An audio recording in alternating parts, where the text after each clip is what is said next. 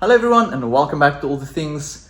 As you've seen from the title, I finally bought a car from WeBuyCars, and I kid you not, it legitimately broke down on my way home. Now, it turned out not to be the biggest issue in the world, and I'm genuinely excited for this project. So thank you so much for watching, and I hope you enjoy the upcoming series. Anyway, I am here to pick up the first car that I've ever bought from WeBuyCars, and I'm quite excited. It's definitely a nervous excitement, but I'm excited nonetheless. So as you can see, it's quite a massive warehouse. It's the Brackenfell gate of WeBuyCars here in Cape Town, and I'm keen to pick up the car and to drive it home. So I don't have anything against WeBuyCars per se. It's just that the vast majority of times that I have come to look at a car at WeBuyCars, it's just that the condition of the car is just not good enough.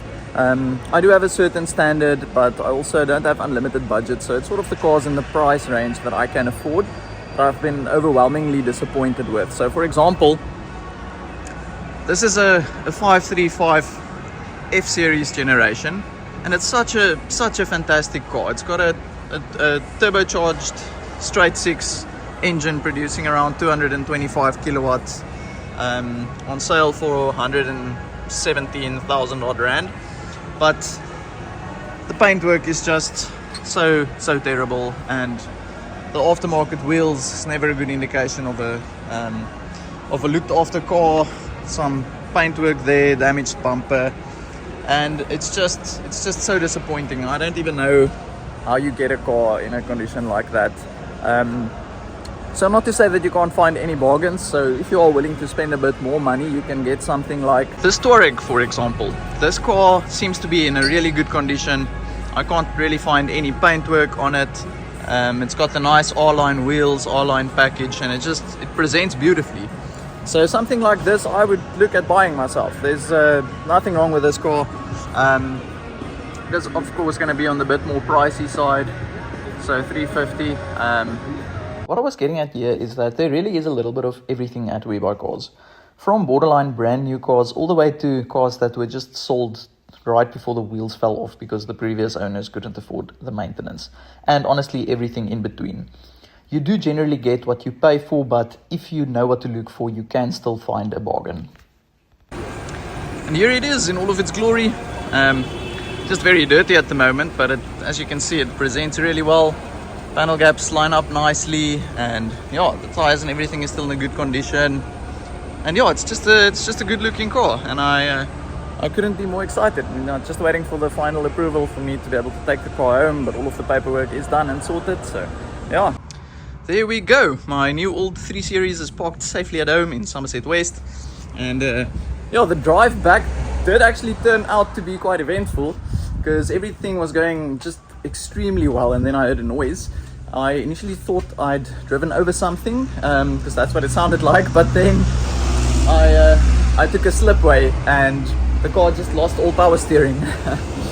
And also immediately after that, the battery warning light did come on, which indicated to me that it's probably the auxiliary belt that had failed, causing me to lose the alternator and power steering simultaneously.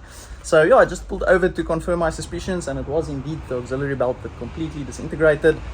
Luckily with these E90 BMWs, they run on an electric water pump. So the engine's water pump, the cooling system, isn't actually powered by the engine. It's powered by a separate water pump. So what that means is that I could at least drive the car back home for the remaining kilometer or two. And it's now parked safely in my driveway, where it will remain until I until I replace the auxiliary belt. So what is this car and why did I buy it? Well, it's a 2005 BMW 330i, also known as the E90 generation. And the reason I bought this car is simple. It's because of the engine. It comes fitted with the N52 B30A, which has become quite legendary. It is one of the last naturally aspirated engines that BMW made. It produces 190 kilowatt and 300 newton meters of torque, which is, for a naturally aspirated car that's 20 years old, it's quite insane. Just for comparison, a brand new 2025 model Golf GTI produces around the same power output. This is also where my love for BMW started. My brother had a car like this when I was in high school, and it's basically the car that I learned how to drive in. And I remember thinking, what more do you possibly want from a four-door sedan, from a small sedan? other than this. It's just so refined. The fuel economy isn't terrible. It's nice and comfortable when you want it to be, but when you ring it out, the engine just screams and there's more than enough power.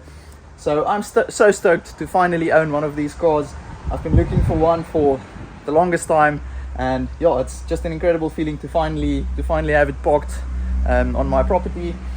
So as usual, the plan is going to be to first get it mechanically sorted. So we're going to do a full service, and as well as obviously change the broken belt, as well as the tensioner and pulleys and all of that, and then see how the engine runs. And if I'm happy with the car, I'll give it a full detail.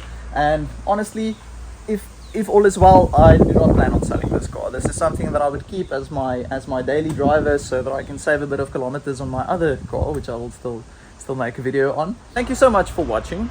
Did I make a mistake buying an all-high mileage car on WeBuyCars? I guess we'll find out soon enough. So in the next video, we'll be getting our hands dirty, doing some proper servicing work on this car, and then see how it runs. So I'll see you in the next one.